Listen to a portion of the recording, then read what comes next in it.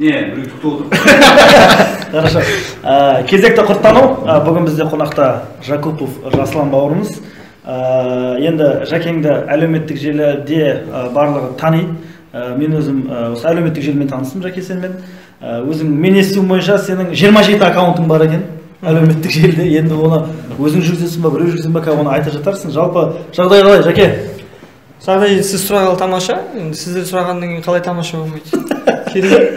Өздеріңізде қалай бәрі? Жақсы. Орыстарда сөз бар еді, за словом карман не полезет деген, сол сен туралы ойдым негізі. Жаке, немен айналысып жатсың? Не тірлікпен айналысып жатсың? Жағдай қалай? Не істеп жатсың? Қазір қандай мәселелер көтеріп жатсың? Сосын жаңағы 27 аккаунттың аясында әңгіме қозғап кетсең. Біз кітаптан бастамасы, кітапқа көшпес бұрын бір жеке өзіңіз жайлы бір біліп алсақ шамалы. Немен айналыспай жатырыңыз деп сұраңыз бізден. Енді жас болғаннан кейін біз енді бойдақпыз ғой. Жасымыз қазір айқай 25-теміз. 25 жасқа келгеннен кейін өзі 25 жас өзі өте ерекше жас екен ғой. Енді әр жылда мысалы әр өзінің кезеңімен, әрқайсысы естелігімен қала береді ғой.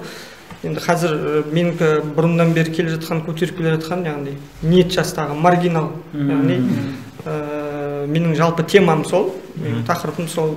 Өйткені мен сондай жастардың ортасында, сондай азаматтардың, тұрғындардың жандарында жүргеннен кейін, солардың деңгейіне түсіп, солардың деңгейінде сөйлесуге, солардың ортасында жүргеннен кейін, солардың проблемаларын білуге, яғни запырандарын шығарған кезде, сол запырандарына нақты жауап беруге тырысамыз.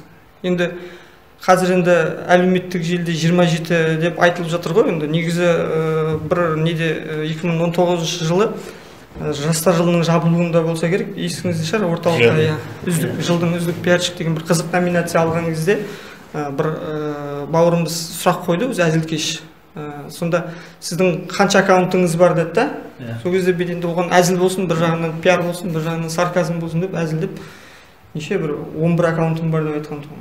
11 деп айттым ба? Енді ол 11-ші бүгін регионда, 11-ші съемкада сіздерде. Мен көбіне 11 деген нәрсені айтам да. 11 деген санды өзім жақын тартатын азаматтардың бірімін да. 11-де туылған жоқсың? Жоқ, 13-де туылған.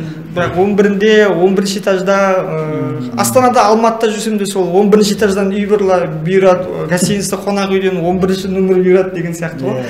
Жалпы өзіміздің айналысып жатқан шаруамыз әзірге, мынау енді өзіңіз білесіз ғой, кеше карантин басталғаннан кейін қандай жағдайлар болғанын шыға алмай қалдық.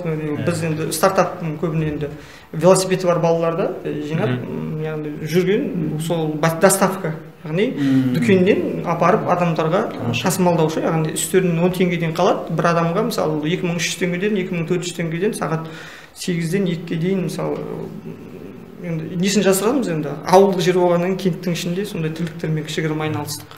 Негізі қай жақтысың Жакесің? Мен негізі Қызылорда қаласында Тасбөгет кентінде қалаға қарасты сол нағашылардың қолында өскенмін. Өзім нағашының баласымын, кемпірімнің баласымын. Мен енді атаның, әкенің тәрбиесін негізі берген нағашы әжем, ағаларым. Жігіттің жақсысы нағашысынан дейді ғой енді. Иә, әрине. Енді ше, мәселен жаңа маргинал жастар, ниет санатындағы жастар дейді ғой. Ол проблеманы мысалы қазір мемлекеттік деңгейде көтеріп жатыр да. Сол мемлекеттік деңгейде көтеріп, соның шешу жолдары өзіңе лично ұнай ма сол? Әрине. Не ұсынар едің? Сен не істеп жатсың? Олардан бөлек или солардың бағдарламасы бойынша жұмыс жасап жатсың ба? Иә. Енді бізде былай нәрсе ғой, мен осы қазір 5 жылдай уақыт болдым ғой, мен ешқандай бір жерден қаржы алып, болмаса бір қаржымен өзім бір іс-әрекет жасаған емеспін. Болмаса біреудің жаңағы ықпалына түсіп, біреудің ықпалымен жүріп, болмаса жаңағы бір жерге барып, маған осындай көмектес, мен осылай жасай алмай жатырмын, маған поддержка бер деп айтқан емеспін. Бірақ кезінде әрбір аудандарды аралап, яғни маргинал жастар, яғни санатындағы азаматтардың ой пікірін білу мақсатында, яғни оң имидждерді көрсету үшін мен Арал ауданынан бастап Жаңаорғанға дейін ауылдық жерлердің барлығын аралап, жастармен кездесіп, пікірлесіп, сөйлескен болатын. Ол енді 2017 ма, 2018. Негізі мен Қызылордаға бұл вообще жалпы маргинал жастармен айналысу, яғни үлкен қоғамда жүру, мен негізі жастар үлкендерді бөлмеймін. Менің жасым 25-ке дейін болғаннан кейін, мен 25 жасқа дейінгі әңгімені қозғағанды өзім жөн санаймын. Бірақ енді менен жасы үлкен адамдар болады ғой, 27-тегі, мысалы 28 адамдар, олардың әрбір айтқан сөздерін өзіме сын ретінде қабылдаймын. Ренжи де ала алмаймын да. Сын демекші, енді жаңа осы жерде көптеген мысалға нелер бар. Жасап жатқан тірліктеріңе оң тірлік болсын, сол тірлік болсын, әйтеуір оң немесе сол пікір болады белгілі бір деңгейде. Мысалы сол жерде сен өзің контингентіңді сол маргинал ниет санатына жастар деп алып жатсың, бірақ мысалы көп жастар бізде жаңағы активистерді, осындай қоғамға жанап жүргендерді мазақ қылады жаңағы районның жігіттері деген бар ғой. Мысалға активист балалар бір мектепке немесе колледжде тірлік бастайын десе, ана районның жігіттері мазақ қылады да, ой бірдеңе нұрбот дейді, басқа дейді, бер жағы ғой ол. Арғы жағында айтатын сөздері бар. Сондай бір моменттер болған кезде соны қалай шешіп отырдың? Әлде олардың деңгейіне түсіп бір еркекше сөйлесетін кездер болды ма? Қалай сол момент? На жизни, по жизни, образ жизни есть контакты десең олар өздері тоқтайды ғой, былайша. Бірақ кез келген енді мысалы мен өзім 20 жасымда Серпін әлеуметтік жобасы бойынша оқуға кеткенмін. Содан кейін 4 жыл оқыдым, 4 жыл бойы республикалық деңгейде сол Серпін жастарын басқардым, оңтүстік Қазақстан облысынан бастап оқып жатқан жастарды, яғни 12 мыңға жуық азаматты, 12.800 жуық азаматты мен басқардым. Студент кезімізде. Ал енді ол студенттермен біз енді сол 20 жасқа дейін мен не істедім, яғни жасұлан не істедім. Мен ол кезде ауылдың бірнеше айтқанда шпанасы болдым. Яғни өзіміздің тілмен айтқанда, көшенің шпанасы болдым. Енді мен ешкімді былайша мірлемейтін адаммын. Яғни мірлемеймін деген мен ешкімді былайша сыйлай бермейін емес, қорықпаймын былайша дегендей ғой. Ешкімді мен мірлемеймін, былайша грубо тілмен айтқанда упор көрмеймін дейді ғой жаңағы. Упор көрмеймін. Тілмен айтқанда иә. Ал бірақ қазір сол 2014-те оқуға түскеннен кейін менің өміріме үлкен өзгеріс берген ол Серпін. Яғни мен маргиналдан сол оригиналға айналып Серпіннен сол өз-өзін танып, қоғамды танып, маргиналдан оригиналға айналып ғой. Содан Серпінмен оқыдық, Серпінмен жаман болған жоқпыз. Енді одан кейін саяси нәрселер іздеп кететін, әртүрлі ғой, студенттердің де жағдайлар болады ғой. Мысалы біз енді оңтүстік өңірден солтүстік өңірге барғанда ешкім жақтырмады. Көшеде мысалы адамдармен кездесесің, ол адамның талабы болады. Сол жаңағы сен Петропавлға барып тұрсың, Павлодарға, Өскеменге, Қостанайға барып тұрсың, саған айтады, сен оңтүстіктің баласы. Сен оңтүстіктің баласы өзі, бірақ ол өзі қазағың, ол сенен ұлттық деңгейге түсетін болсаң да, ал бірақ сенің азаматыңды ұстап алып тұр, сен барасың көшенің шпанасын, орысша біліп тұр, сен орысша білмейді деп айта алмайсың ғой. Дұрыс па? Енді білгенше әйтеуір балалардың таяқ жеп қалмау керек, олардың деңгейіне түсесің, боқтаса боғау сөзбен сөйлейсің, бірақ енді получать етпеуге тырысасың ғой. Не болса да. А бірақ енді гадтармен басқа енді провокаторларды, интриганттар ол барлық жерде бола береді. Осы солтүстік Қазақстанда қазақшаландыруда Серпіннің пайдасы болды ма сіздің ойыңызша? Әрине болды. Ол сіз енді ойланып қараңыз. Мен мысалы Қарағанды техника құрылыс колледжіне 2014 жылы оқуға қабылдандым. 2014 жылы оқуға кеткенде бізде барлығы орыс тілді тұғын. Яғни ол жақтағы барлық мұғалімдер, барлық ұстаздар, барлық жаңағы бақтияршылар, жаңағы іштегі коменданттар барлығы орысша сөйлейтін. Біз сорлы қазақша білмейміз. Енді мен өзім қазақша білмеймін, біз өйткені қазақша оқыдық. Мен нөмір 178-ші қазақ орта мектебінде оқыдым. Біз қазақша оқығаннан кейін қазақша орта, қазақша тәрбие, оң жаққа да, сол жаққа да, үлкенге де барлығына қазақша болатындығын. Ал олардың барлығы біз бітіргенше қазір қазақша болып кетті. Ал мен өзім орысша үйренем ба деп ойладым, бірақ мен өкінішке орай орысша үйрене алған жоқпын. Мен бірыңғай қазақша менен өзім бір қасиеттерім бар. Біреуге жаңағы жасату керек, үйрету керек. Біз енді ол жақта қазақыландырамыз деген ондай ой болған жоқ. Бірақ сондай болды. Негізі астарында бұл енді саяси жағынан. Бұл негізі масштабына қарайды да жұрттың бәрі. Негізі сол өз деңгейінде барлығы сөйтіп жүріп жатыр деп ойлаймын. Менше өйткені сен орысша үйренем деп бардың да, сен орысша үйренуге уақытың болмай, сен наоборот орыстарды қазақша үйретіп кеттің ғой. Сосын осы жерде сен көп суреттеріңде Мұрат Абенов мырзаны көп өзіңе мақтан тұтасың, көп сол кісімен суреттерің бар. Сол кісімен болған оқиғаларды көп жақсы еске алып, ностальгиямен айтып отырасың. Сол кісінің саған деген сенің өміріңде орны қандай? Сол туралы айтып өтсең. Енді рахмет. Бұл кісі Мұрат Абенов Абдулламитұлы, бұл кісі 2014 жылда біздің оңтүстіктің балаларымен, біз Дидомның балалары бізге күн бермеді. Дидомның балалары бізге күн бермеген. Сол ол кезде біз Дидом балаларымен еркекше сөйлесіп, олар біздің жаңағы талапқа көнетін болды. Біз де оларға талап қойдық, олар да бізге талап қойды. Біздің енді олар бізді баран, бізді адам құрлы көрмейді да, бізді адам құрлы көрмейді. Сендер южансыңдар, югсыңдар деп. Бірақ енді орнына қойдық қой, енді орнына қойдық, қоятын телевидениеге шығып кеттік ертеңнен жаңағы. Ондай біз нәрсені көрмегенбіз. Қарағанды қаласы енді Астана қаласына жақын болғаннан кейін, жатақханадан шыққан кезде журналистердің барлығы алдымыздан келіп интервью сұраған кезде ондай нәрсе болмаған. Светлана Керімбаевна Балабекова деген директорымыз бар бізге. Сол Жасұлан, сен көшбасшысың ғой, балаларыңа айт, тоқтасын, бүгін сабаққа бармай ақ қойыңдар бір күнге деп. Соның кешкісін Мұрат Әбенов деген кісі келіп жатыр. Ол кім Мұрат Әбенов деген? Мен танымаймын. Жайдарманда отыратын кісі ғой.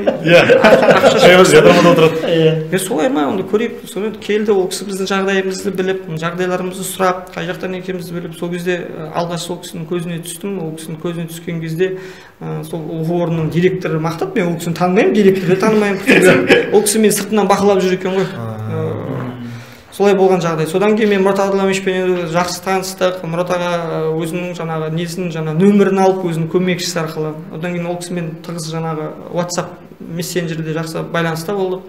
Ол кісі өзіміздің Төмен Арықтан, Жаңақорған ауданы, Төмен Арық ауылының тумасы.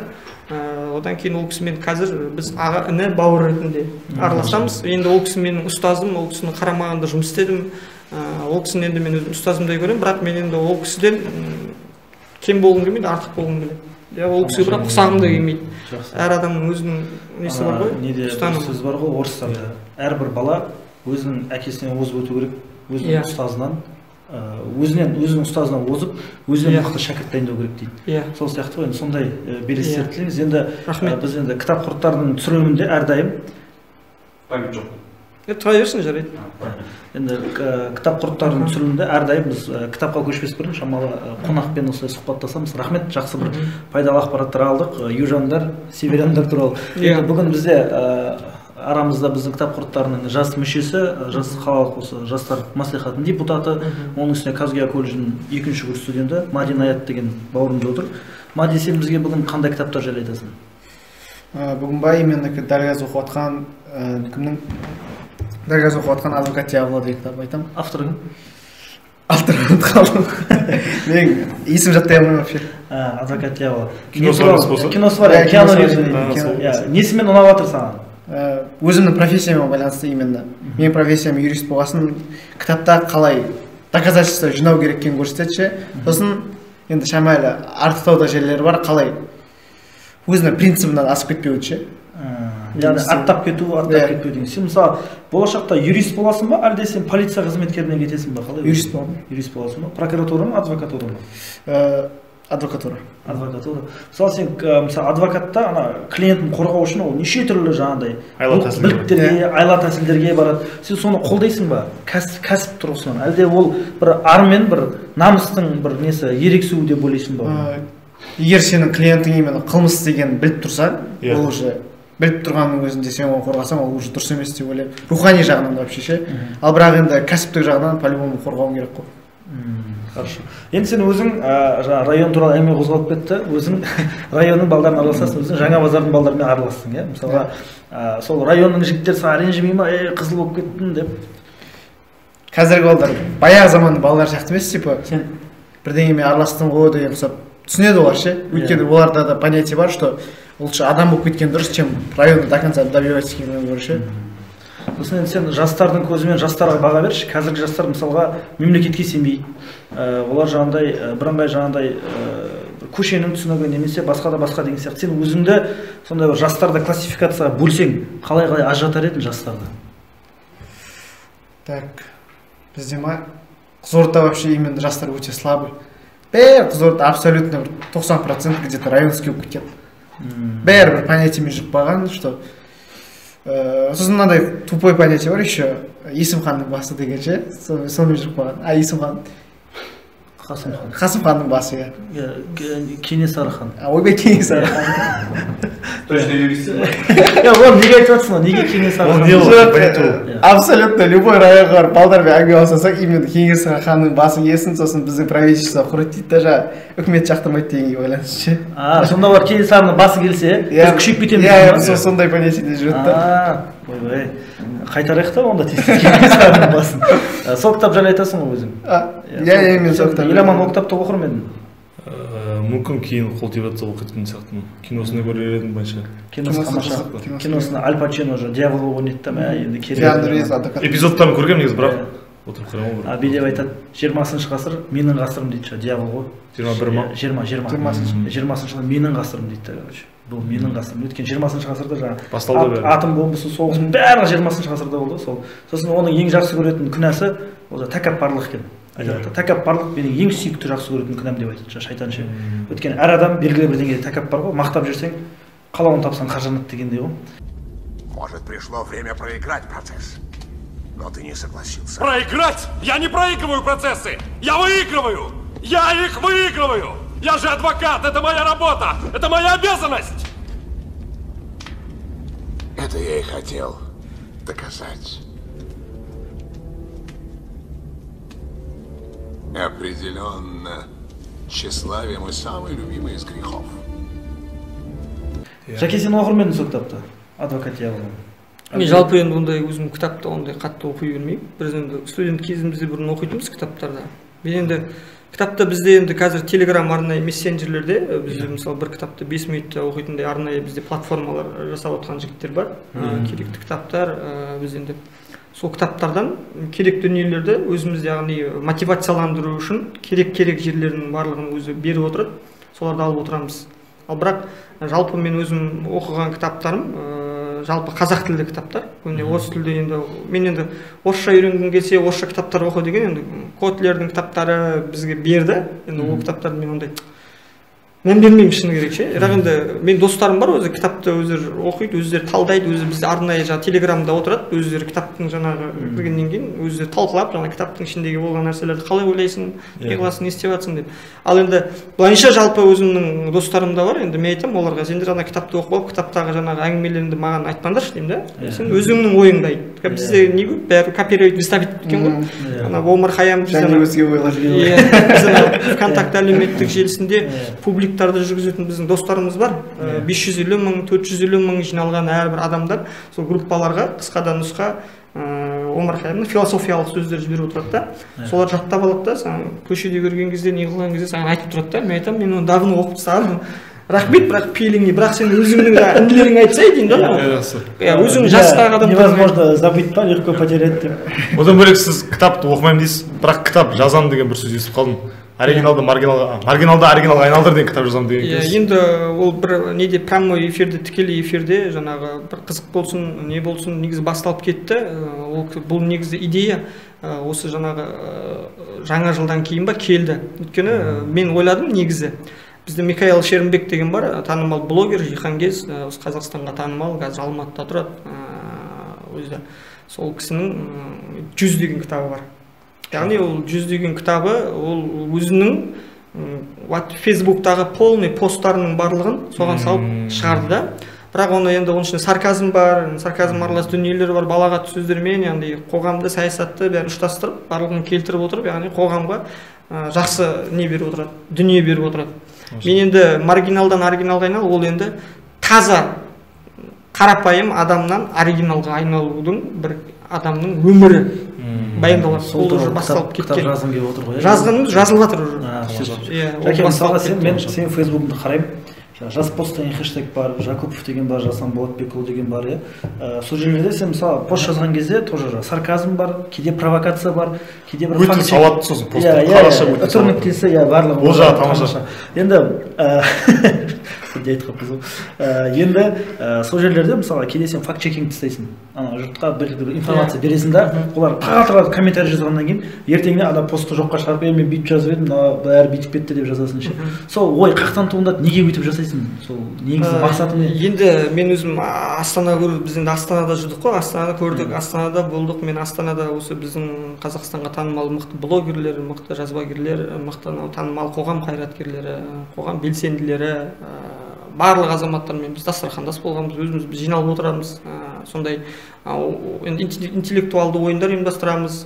Сол кезде бізде факт-чекинг деген дүниелер біз талқыланатын тұғын. Факт-чекинг деген дүние, яғни әлеуметтік желінің психологиясы, яғни бізде әлеуметтік желіде бұл үлкен бір кеңістік қой. Әлеуметтік желінің өзі бір әлем. Мысалы, әлеуметтік желіге сен бір мақсатты түрде яки кіретін болсаңыз, әлеуметтік желіге бір мақсатпен, яғни мен бір нәрсе іздеймін, болмаса мен бір бапты іздеймін, болмаса мен мамандығым бойынша керек дүниені іздеймін дейтін болсаңыз, сіз оны табасыз, яғни сіз оның тұтынушысы болып саналасыз. Ал егер сіз оның жаңағы мақсатсыз түрде әлеуметтік желіге кіретін болсаңыз, сіз оның құрбанына айналасыз да. Өйткені сен ютубқа кіресің, одан кейін ВК-ға кіресің, одан кейін үстіне жаңағы телеграм кіріп жатады, кіріп кете бересің. Ал факт-чекинг деген дүниені біз осы 2019-да әлеуметтік желі психологиялары деген бойынша біздің Қызылордада үлкен не өткізген болатынбыз. Үлкен конференция болды, балаларды оқыттық, форум болды, сырт қалалардан блогерлерді алып келдік. Қазір ол біздің үйреткен блогерлер өздерінің жаңағы оқу орындарын пиарт етіп, қазіргі таңда өзінің айналасындағы азаматтарға өздерінің философиялық ойларымен бөлісіп жүрген азаматтар бар. Факт-чекинг қаяқтан шығады? Бізде енді әлеуметтік желіде, өкінішке орай Facebook әлеуметтік желісіндегі ешкім ренжімесін, біздің Қызылорда өңіріндегі көбіне негатив. Бірақ енді ол негатив айтатын адамдар, ол бекерден бекер негатив айтпайды. Ол теріс пікір білдіргенмен ол жаны ашығаннан кейін айтады да. Ол мысалы менің жаным ашымаса, сенің жаның ашымаса, оның кімнің жаны ашиды көріп тұрған нәрсені айтады. Ал бірақ кері байланыс орнату үшін сауатты, мәдени жазу керек. Ал факт-чекинг деген қандай нәрсе? Факт-чекингті бізде оның сілтемесі, арнайы өзінің сілтемесі болу керек, таза ақпарат. Ал факт-чекинг ақпаратта да жалған ақпараттар өте көп.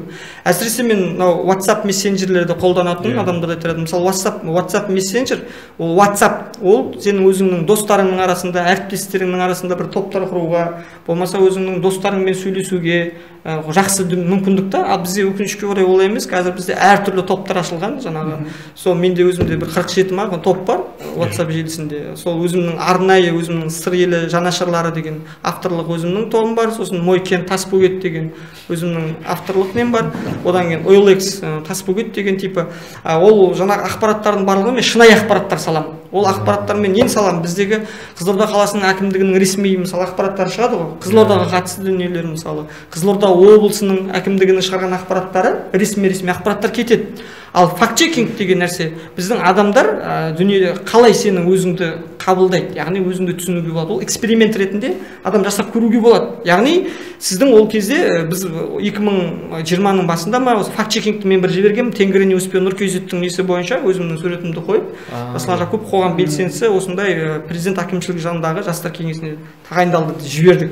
Сол кезде бүткіл Қазақстанда мен сіздерге айтайын 91%, 7000-ға жуық адам, 7000-ға жуық адам құттықтады. Ал біз оның факт-чекинг екенін менің өзіміз замандасымыз, әріптесіміз, ағамыз, бауырымыз Жасұлан Серіков деген азамат бар. Сосын Жасұлан Алдабергенов деген азаматтар бар. Мен ол кісілерге алдын ала факт-чекинг екенін айтқан болатын. Өйткені біз енді жасұландар біз көппіз ғой, жасұландардың жаманы болмайды. Әркім өзін мақтаған жақсы өтті, өзіңіз айттыңыз ғой. Сол кезде біз факт-чекингтің несін көрейік, экспериментін Қызылордада қалай өтетінін дедік. Сол кезде енді мен айта алмаймын, ВК, WhatsApp бәрінен құттықтаулар барлығы келген кезде мен деген басқарманың басшылары, мен деген әкімнің кеңесшілері құттықтап факт-чекингтің не екенін түсінбегенде мен енді жағамды ұстадым. Мен сол кезде көрдім да, мен құттықтаған жоқпын. Мынау қалай болды? Мен Нұркезетке кірдім, ешқандай жаңалық жоқ, өткен Нұркезетке кірдім. Сосын ішінен ойландым, ей деп. Сосын тағы бір ай уақыт өткеннен тағы бір факт-чекинг шығады. Мен жұмыста отырамын да, Казгияның аккаунтына комментарий жазып жіберемін ғой. Ертең тағы да шықпасын, бұл да факт-чекинг деп жазып жіберемін. Ұмытып кетемін ше, Казгияға бұл жігіт тұрады да, сосын сіз өз атыңыздан жазсаңызшы біреудің атын жамылмайды дейді. Сол мен қарай Казгияға жазып жібермін деп, сосын өзіне жеке шықтым да, мен ғой жазған деп. Білмеймін ғой енді. Сондай бір қызық болған. Енді Жаке, бағана тамаша мысал ғой, өте тамаша мысал. Оған деген бір адамдардың басы кейде жетпей қояды оған. Мысалға әлеуметтік желі белсенділері жаны ашығаннан жазады дедім. Мысалы бізде бар, Ерлан Мұсаев бар, Теңізбаев бар, Үйтолған Жәреке бар, енді Нұрғожаев бар болады, басына тақия киіп алып тағы отырғызатын десе. Жалпы бізде бір қыздың әкесі бар кітап қорттарында, әзіл дейміз, өзіміздің әкеміздей. Жалпы енді сондай белсенді көп. Енді мен бір рет Үйтолған апамыздың Фейсбугынан көріп қалдым, Жаке, сен прямой эфирде отырып кәдімгі бір жарғатсын десе, ағылшын сөйлесіп отыр екенсің да. Сол кезде маған бір ой келді, мына апам неге Жасұланға бүйтіп шығарды деп ойландым. Бірінші ой, екеуің бір келіспей қалып, бір саған әлде саған жаны ашып, мына бала бүйтіп жазып жүреді, мынандай тірлігі бар екен, ұят қой деп шығарды ма, әлде екеуің келісіп алып бір-біріңе пиар жасадыңдар ма деп ойладым да. Мен соның бір ақ-қарасын айтып берсең бізге. Енді бізде мынау цензура деген нәрсе бар ғой. Көп адамдар оны біле бермейді. Бізде жаңағы мен өзім сыбайлас жемқорлыққа қарсы іс-қимыл агенттігінің арнайы топтық мониторинг мүшесімін. Бізде енді сыбайлас жемқорлық антикордың жанында орналасқан. Енді ол бізде сол неге келтіріп сол қоғам мүшесі болып жүрген азамат осындай әрекет жасап отырғаны деген сияқты ол кісі өзінің ойын білдірген. Енді мен негізі ондай сыни пікірлердің барлығын өзіме қабылдаймын, бірақ енді ол сыни пікірді қабылдау үшін де ол судың бетінде құрбақаның несі болады ғой, жаңағы нәжісі болмай ма, ол нәжісін ғана көрмей, ол судың ішіндегі тазалығын, оның түбіне қарай адам үңілмейінше адамның сыртынан, адамның ойынан пікір білдіру болмаса сөз қозғау деген меніңше ұят нәрсе секілді. Мен өзім солай өзім ұстанымда. Мен біреудің сыртынан ғайбат сөз айтпаймын, біреуді жамандамаймын, өсектемеймін. Өзі жарып кетсе де мен бетіне айтамын. Ол мейлі кім болсын. Ол кім болсын, мен бетіне айтамын.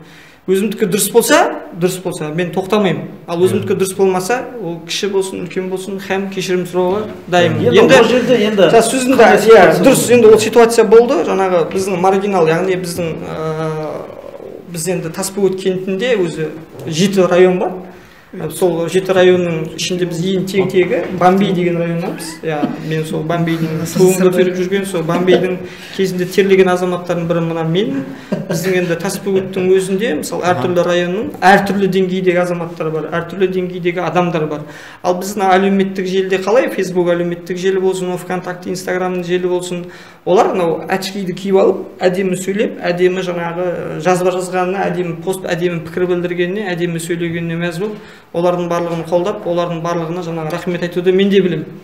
Менде ондай нәрсе жоқ. Менде қалай, мен солай. Мен сол күні шамалы шаршағаннан кейін, енді мен вино ішетінім рас, вино ішемін, сыра ішемін андасында.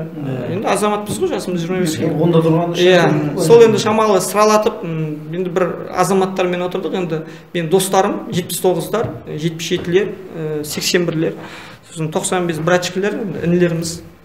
Солармен отырдық. Мен ол азаматтарға айтқам, біз енді қазір жігіттер өздерінің ойларында қандай дүниелер бар, сол нәрселердің барлығын айтасыңдар ма? Мен эфирге шығамыз дедім да, мен эфирге прямо сенің эфиріңе шықсақ біз үшін бақыт қой. Ол қалай болады екен деді да. Біз боқтаймыз қазір, біз ұят емес па ол деді да. Олар да шамалы қызып алған. Мен айттым, көрейік та енді тәуекел. Сонымен Фейсбуктан кетті, оның қаралымы өте похуй дедім. Маған бәрібір деген. Енді ол жерде шынында да цензура болған жоқ, өйткені просмотрларды көбейіп жатыр, комментариялар көбейіп жатыр. Енді мен ол кезде видеоны өшірген жоқпын. Мен бәрін айттым, қалай болды. Өйткені адамдардың ішіндегі запыранын шығардым. Негізі менің бастағы сөзім ішінде де ол видеода бар, дұрыстап қараса. Мен айтамын, билікте отырғандардың барлығына біздің билікке, үкіметке, мемлекетке біздің қарапайым халықтың неге соншалықты запыран сақталады? Яғни ертең бізде өңірлерде мысалы бетін аулақ қылсын, митингілер нәрсе болатын болса, сол эфирде отырған, сол балағатты сөз айтып отырған адамдар, ең бірінші шығатын адамдар солар. Көрдіңіз ба? Ал енді қараңыздар, сол енді билікпен енді жаңағы ұштастыратын бізде ішкі саясат қой. Әр өңірдің ішкі саясаты бар, яғни идеологиясы бар. Ал енді сол ішкі саясат идеологияларында біздік жастарға келеді, үнемі жастарға кетеседі. Сендер жастар өйтіп жатсыңдар, жастар сен бүйтіп жатсыңдар, сендер өмірі жаңағы жетістікке жетпей жатсыңдар, сендер бүлдіріп жатсыңдар дейді. Ал бірақ сол жаспен ешкім сөйлесіп жатқан жоқ. Бізде бәрі қызылды жасылды іс-шара өтеді, Техспесте қалай көрсетті, барлығы өтті, ол күшті, прокуратура тексереді, оны жаңа әкімдігі тексереді, бәрі жақсы. Заң бұзылған жоқ, бәрі нормально. Ал нәтиже қайда? Нәтиже қайда? Көрдіңіз бе? Ал бізде қалай? Бізде адамдардың барлығы соны запыранын шығару үшін мемлекеттен қанша қаражат бөлініп жатыр. Солардың құқықтарын білуге, сауаттарын арттыруға. Түсінесіз ба? Ал енді бұл жаңағы адамдармен жұмыс жасай алмағанына, ол ондай адамдардың ортасында сол биліктің басында отырған адамдардың олар кіре алмайды. Кіре алмайды олар. Әңгімесі өтпейді. Кіре алмайды, әңгімесі өтпейді. Ал менің сол қасымда жүрген азаматтар, менің қоғамда жүрген адамдар, олар маған сенеді. Олар іште, мен олармен отырып ішемін. Олар шексе, мен олармен отырып шегемін. Өйткені неге? Мен олармен бірге болуым керек. Ал бірақ мен өзім болуым керек деп, мен өз-өзімді өмірден жоғалтып алмауым керек. Мен оны да қарауым керек. Дұрыс па? Ал енді жаңағы олармен жүргеннен кейін өз қызығы да, шыжығы да басталып кете береді. Әркімнің өзінің проблемаларын айтып кетеді, біреу жерін айтып келеді, біреу кәсібін айтып келеді. Сондай сияқты мысалы осы кезде мысалы сен алдында Нағи Ілияс ауылында бір Тайжан ба кім еді? Мұхтар Тайжан келіп бір шу көтеріп кетті ғой. Сен сол кезде бір өкпе назыңды білдірдің прямой эфирге. Неге ол халық Қызылорданың адамдарына жалып айтпайды, неге олар барып айдалада біреуге шағымданады деп бір өкпе назыңды айттың да, сол жаққа сен бардың арнайы. Сені мысалға ол жақтағы компаниядағы Ералиевтер сені жалдаған жоқ. Сен өзің азаматтық позициямен бардың ба, әлде біреу саған барып осыны тексеріп қайтшы деп айтты ма сол кезде? Не оймен бардың? Сосын қандай ой білдің, не ақпарат жинап келдің?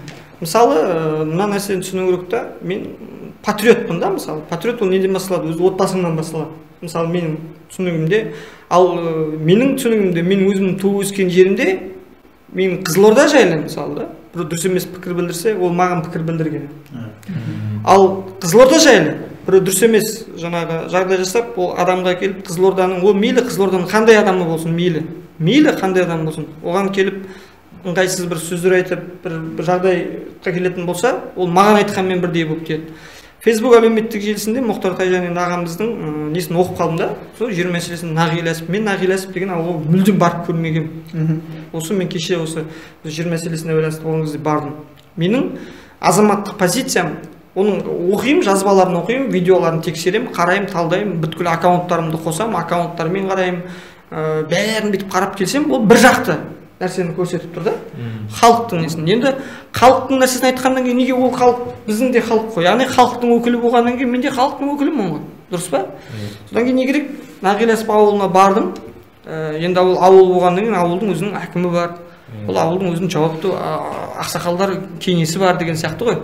Сөйтіп 91 ма, 92 ма, 89 ба Сағадат деген жігітпен таныстым. Сол ауылдың әкімі, жап-жас бала, өзінің ойын айтып, сонымен танысып, дидарласып, сол ауылда осындай жағдай болып жатыр екен, маған осы нәрсені берсеңіз деп, сол ауылдағы полный данныйларын сұратуға ұсыныс білдірдім. Одан кейін ауылдың тұрғындарына, мен YouTube каналдарымда бар, мен жүріп, ауылдан сұхбаттастым. Ешқандай проблема айтқан жоқ. Жаңа айтады, жаңағы біздің Абзал аға жайлы айтады, Абзал Ералиев деген ағамыз, көкеміз. Бізде осы ашылғалы біраз мысалы жұмыстар болып жатыр, айлық табысы өте жоғары. Бірақ енді екінші жағы да бар екен да. Енді кім оны айтқан? Соны бардым ол жақтың жігіттермен, олармен сөйлестім. Енді олардың да бір өкпе назы бар. Енді өкпе назын тыңдадым. Олардың ойы жаңағы біздің жерімізді қайтару, өзің жаңағы. Ол енді біз заңнамалық нелердің барлығын қарадым. Сосын бір күн сол жақта қалуға ниет білдірдім. Сөйтіп сол жақтың мешітіне, енді біз енді мұсылман елінде тұратын, мұсылман болғаннан кейін енді біз демократиялық мемлекеттеміз ғой, бірақ сол мешітіне кіріп, енді ол жақта ауылың бір Дубайда жүргендей, әңгіменің ашығын айтып беремін. Тамаша. Енді біздің Тасбөгетте қалада ондай жоқ нәрселер, ол сол ауылда орналасқан, сол ауылдың жаңағы мешітіне ешкім тиіспейді, еш нәрсеңді ұрламайды, кәдімгі таза ауыл.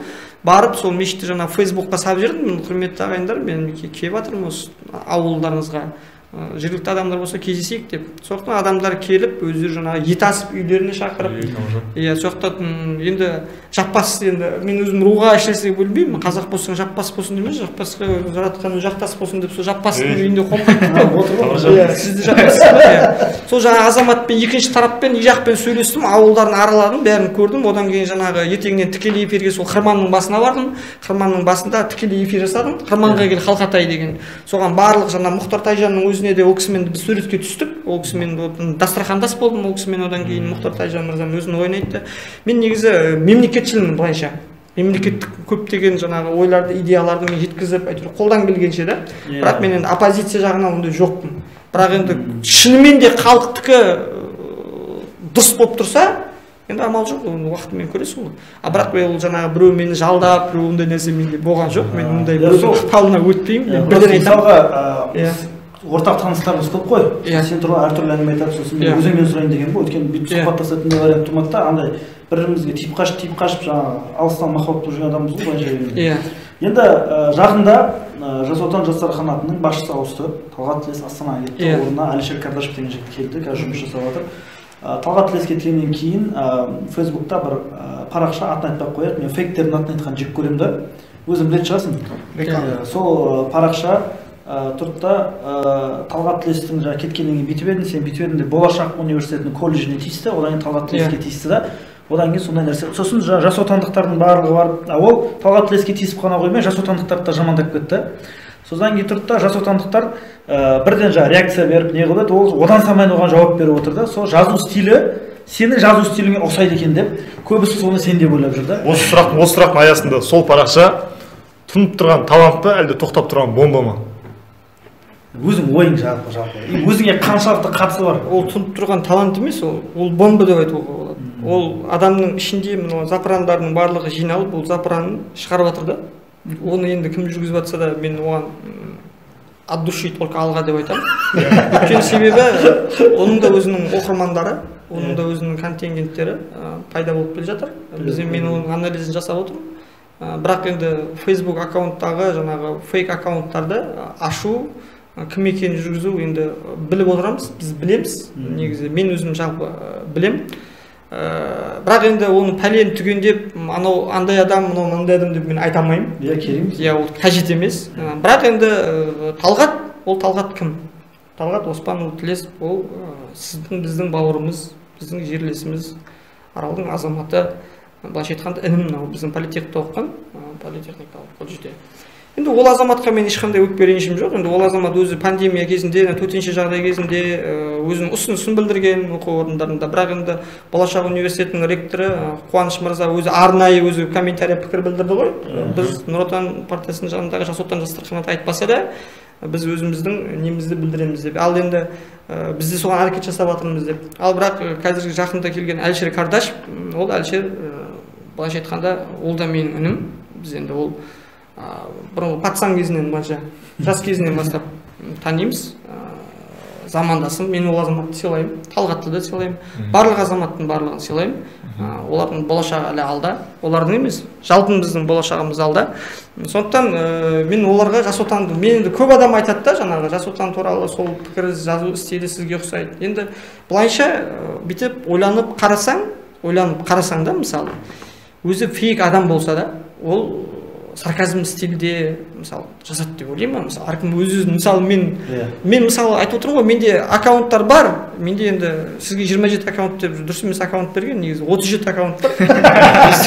27 мен көп па деп жүрсем. Иә, енді ол өзінің тіршілігін, ол өзінің жаңағы несін жасау. Бірақ мен айтып қояйын, бірден мен Қызылорда облысы бойынша ешқандай менің аккаунттарым, фейк аккаунттарым жұмыс жасап отқан жоқ. Әңгімені ашып, өйткені мен ондай деңгейге түсіп, жаңағы өзімнің ауылымды жамандап, қаралап ондай дезетін азамат емеспін. Ол жаңағы біреу діндардың кейпін жүргізеді. Ол жаңағы суретте бейнеленген адамдар, біздің Қазақстан азаматтары емес, біз басқа азаматтардан елдерден аламыз. Арнайы обложкалерінде, профайларында қойылады. Алматы көбіне жаңағы біздікі. Астана, Қарағанды бұл қойылады. Ол адамның өзінің досы сияқты болып отыра береді, сөйлесіп жүре береді. Бірақ енді біреуі діндар болады, только Аллаға қатысты, өзіміздің қарапайым бұқара елдің арасындағы әңгімеге жақын нәрсе, ораза туралы айтады. Екінші кейіпкер, жаңағы фейктерде, бізде мендегі фейкте, екіншісі ол жаңағы атеист несін сомдайды. Только атеист ол жаңағы группаларды өзі шулатып отыра береді. Үшінші кейіпкер бар, ол кейіпкер үнемі жаңағы 50.000 теңге, 42.500 теңге сол проблема мәселелерді қозғайды. Одан кейінгі аккаунт бар, ол аккаунт только біздің кәсіпкерлік салаларын мақтап отырады. Одан кейінгі аккаунт кәсіпкерлерді жамандап отырады. Одан кейінгі аккаунт бар, ол жаңағы әншілерді біздегі өсіп келе жатқан. Шегірткелер ма? Мен айта алмаймын оларды шегірткелер. Игра престоловта многоликий өнер адамдары енді әртүрлі ғой. Біреу жамандап отырады, біреулер мақтап отырады. Біреу енді жаңағы отырады, ұлтшыл болады, біреу жершіл болады, біреу жаңағы әртүрлі кейіпте өздерінің несін сомдай береді. Ал енді жеке өзім, бірақ мен өзім сарказм ретінде кейде жазып тұрамын. Либә, енді либә деген былайша айтқанда бля деген сөз ғой. Нах деген енді ол айтпай ақ қояйын. Жақсы. Сіз өз атыңыздан кейде мысалы Қызылорда төңірегінде мәселе көтеріп отырасыз, мысалы Агропром жақта остановка жоқ деген сияқты. Біраз мәселе көтеріп отырасыз. Бірден жаңа көтерген кезде Нұрлыбек Машбекұлын белгілеп отырасыз. Көтерген мәселелеріңіз шешімін тапқан кездер болды ма? Иә, шешімін тапқан нәрселер болды. Мен мысалы мынандай ғой, сіз айтып отқан Еламан ойыңыз өте күшті, өте жақсы ой айтып отырсыз. Ол ойды мен ойламаппын да ондай сұрақ қояды деп. Мен мәселелерді көтеремін, мысалы ол орындалады. Мен оған қуанамын. Ол яғни біздің биліктің қоғаммен деген уже кері байланысы бар деген нәрсе. Яғни ол сен өзің сауатты, әдемі өзіңнің ойыңды білдірсең, ол саған жауап береді. Мына нәрсені түсіну керек та, бізде мысалы Қызылордада ең мықты, мен Қызылорда Опенді айтамын. Оны жүргізіп отқан қызды танимын мен. Мен әріптесім болған. Ол өзі мықты. Ол барлық нәрсеге үшін жауап беріп отыр. Ол енді әлі бірақ мына нәрсені біздің тұрғындар, яғни желі қолданушылар мына нәрсені есте сақтау керек. Сол әлеуметтік желінің ар жағында отырған адамдар адам екенін ұмытпау керек та. Адамның өзінің мінезі болады, адамның өзінің эмоциясы болады. Иә, ол мемлекеттік жаңағы парақшаны жүргізіп отырғаннан жанынан құрылған енді парақша болып жүргізіп отырғаннан кейін оның өзінің этикасы бар, өзінің ұстанатын болғаннан кейін оны балаға сөз оған айта алмайды, балаға пікір білдіре алмайды, дұрыс па? Ал бірақ біздің халық оған түсіністікпен қарау керек. Сосын бізде қалай жауап берген сайын одан сайын сұрақтарын қоя береді да. Иә, нақты сен сұрағыңызды қойсаңыз, ол сізге міндетті түрде жауап береді. Енді мен орындалған бірінен айта кетейін. Бізде Заводскаядан түсетін остановка бар, Айдан деген, ПМК қарай бұрылатын жер бар. Сол жерде күн батпақ. Біздің мен өзім сыр еріктілері деген нем бар ғой, жаңағы тобым бар ғой. Сол сыр еріктілердің несінде жаңағы мешіттің жамағаттарын жинап, сол мешітке жаңағы тен жинауға, поддержать етуге маған ұсыныс білдіргеннен кейін ұсыныстарын жерге қалдырмай, мынау микрофонындай іздеп жүргенмін. Сол мен неге қарай баратын болдық, ПМК барсам батпақ, мына жағы жаңа тротуар нормально таза да, и мына жағы асфальт, и асфальттың үсті таза да, мына жағында батпақ, ана жерге өту мүмкін емес. Енді өзің тазайым адамсың, тазайым болған адам таза жүрген жақсы ғой. Анан өтейінсен батпақ, сол видеодан кішігірім 18 секундтық, 17 секундтық нені жаңағы әкімнің назарына деп ұсындым. Уже ертеңінен сол жерге менің ойымдағыдай дүниені шығарғанда брусчатка төсеп, арман қарай, жаңағы жолға қарай. Одан кейін өздері де кері байланыспен қайтарды. Енді ол рахмет айтам Қызылорда тазалығының қызметкерлеріне. Ол Қызылорда тазалығының қызметкерлері жасады деп мен кейін естідім. Мен өзім жаңағы әр мекеменің жүргізушілерімен, бәрімен сөйлесем, әдейі кімдер қандай ой айтады. Негізі сол бізде халықша андай наразы білдіруге бесті. Бірақ ана жасал, мен былтыр куда смотрит акимат деген бір фраза мода болды ғой. Сол кезде қолыма фотоаппарат алып, дворларды суретке түсіріп, фейсбукқа салып, вот куда смотрит акимат деп мен жасалған жұмысты көрсеткенмін ғой. Сөйтіп жаңағыдай халықтың комментарийін көрсем, қаншаға жалдап, кәдімгідей сонда сен бір мемлекетті бір мақтай қояйын десең, әлде мен дұрыс формулировка таппадым ба ше? Сонымен сөйтіп шамалы бір түрлі қойып комментарийлер жауап бермей қойып, құрсыншы ит үрет керуен көшеттеріне қойсам. Енді Жаке, көп нәрсе айттық, көп нәрсе қозғадың, көп нәрсе енді басқасында жүрсің, оны білеміз, оны халықта біледі. Мен ана алдында Талғатқа айтқам шығарылмай келді. Егер сенің жұмысыңа біреу оң пікір ғана айтып қоймай сол пікір айтып отырса, онда сенің жұмысың бар деген сөз ғой. Өйткені бір жақты пікір болып кетсе, ол өтірік мақтау, бір жақ жамандау болып кетсе, онда өтірік қарау. Әрине. Енді өзің біздің тұрақты көрермендерге 153 подписчигімізге қандай кітапты оқуға кеңес бересің? Өзің бір есте қалған кітабың бар ма, бір-екі кітап? Мен 2017 жылы Қызылордаға, 2018 жылы біз не алып келдік, Сиқырлы СММ деген алғашқы Қазақстанда шыққан блогерлердің, менің досым Нұрлан Жанай, абзал досым, біздің республикаға танымал блогерлер, сол кісілер өздері ақылдасып, сосын әлеуметтік желінің қыр-сыры туралы, яғни таза бал, мед дейміз ғой, бал берген да, жемісін берген.